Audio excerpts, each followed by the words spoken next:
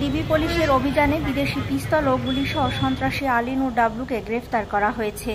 শনিবার রাত 8:30টায় নগরীর সোনাডাঙ্গার নাজিরঘাট এলাকা থেকে তাকে গ্রেফতার করা হয়। আজ সকালে কেএমপির এক প্রেস ব্রিফিংয়ে এই তথ্য জানানো হয়। নগরীর সোনাডাঙ্গা থানায় কেএমপির অতিরিক্ত উপপুলিশ কমিশনার মোহাম্মদ আহসান হাবিব প্রেস ব্রিফিংয়ে বলেন, গোয়েন্দা পুলিশের অভিযান চলাকালে সন্ত্রাসী ডাবলুর শরীর তল্লাশি করে তার কোমরে গোজা অবস্থায় 3 রাউন্ড গুলি লুট করা একটি বিদেশি পিস্তল ও অপর একটি ম্যাগাজিনের 5 রাউন্ড সহ মোট 8 রাউন্ড গুলি উদ্ধার করা হয়।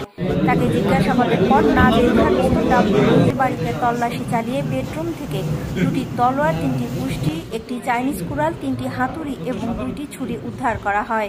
তিনি আরও বলেন, এলাকায় আধিপত্য বিস্তারকে কেন্দ্র করে সন্ত্রাসী কার্যক্রম পরিচালনা করে আসছিল। তার বিরুদ্ধে প্রতারণা, নারী ও শিশু নির্যাতন সহ একাধিক মামলা রয়েছে।